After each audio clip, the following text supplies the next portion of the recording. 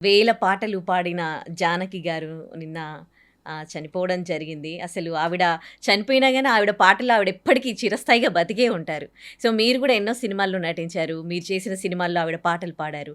జానకి గారితో మీకేమైనా అనుబంధం ఉందా? ఉందమ్మా. ఒక్కసారి మేము హీరో విశాల్ పిక్చర్ చెన్నైలో ఈసీఆర్ రోడ్లో చేసాం. హ్మ్. అది గుర్తు తెచ్చుకుంటే చాలా కష్టంగా ఉంది మనసు. కొంతమందిని మనం మర్చిపోలేం. ఎమోషనల్ ఒక చంద్రమోహన్ గారు కానీ, చలపతి బాబాయ్ కానీ, అలా జానకమ్మ. ఎందుకంటే ఆ షూటింగ్ చేసేటప్పుడు జానకమ్మ గారు ఇంటి ఎదురుగా షూటింగ్ చేస్తున్నాం. బాల్కనీ నుంచి నేను చూస్తాను, లాన్లో కూర్చుని ఉంటారు. సాయంకాలం వెళ్ళిపోయి ఆవిడతో టీ తాగేసి కాఫీ కావాలంటే ఏం కావాలరా అనేవాళ్ళు. ఆ రా అన్న మాట తప్పేది కాదు. ప్రతి ఒక్కళ్ళని అలాగే చూసేవాళ్ళు అమ్మ.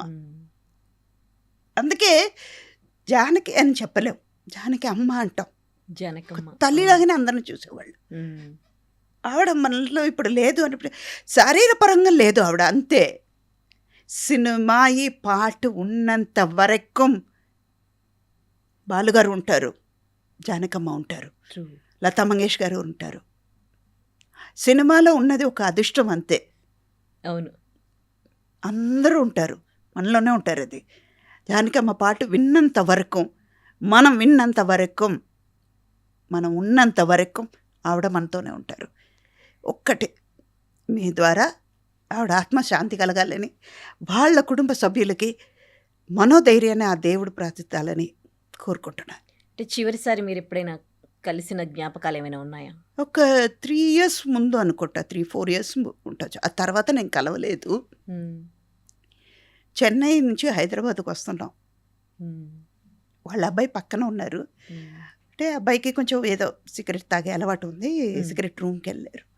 అమ్మని చూసేటప్పుడు ఎదురుగా చూసి పరిగెత్తుకుంటూ వెళ్ళి కాఫీ ఇప్పించినమాట, ఇవ్వరా అన్నారు.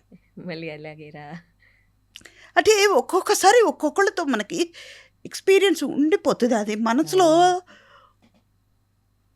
అందరూ వెళ్ళాల్సిందే, కానీ కొంతమందితో మనం ఇంకొన్నాళ్ళు ఉండుంటే బాగుంటుంది కదా అని అనిపిస్తుంది. అలా అనిపించేది జానకమ్మతో. నా తల్లిని కోల్పోయినట్టే ఫీల్ అవుతున్నా నేను. నేను పొద్దున్నే మా స్టాఫ్తో చెప్పాను, రాత్రి మీరు ఇలా వెళ్ళారా, న్యూస్ వస్తుందిరా. రాత్రి నుంచి మనసు కొంచెం ఏదో మనం బరువెక్కి కూర్చున్నాం. మనం మనుషుల్ని మనం పోగొట్టుకుంటే ఎలా ఉంటుంది, అలాగుంది. ఆ రోజుల్లో సింగర్స్ సినిమా వాళ్ళకి పరిచయాలు అనేవి ఎలా ఉండేవి? అంటే కలిసి వాళ్ళు ఎప్పుడైనా షూట్స్ అవుతూ 100% ఉంటుందమ్మా. ఒక హీరో పాడుతున్నారు అంటే వెళ్ళిపోయి స్టూడియోలో వాళ్ళతో ఇలా పాడితే బాగుంటుంది కదా, వాళ్ళ వాయిస్ ఎలా ఉంటుందని విని బాలుగారు పాడేవారు అని. బాలుగారితో నేను 2 పిక్చర్లు చేశాను.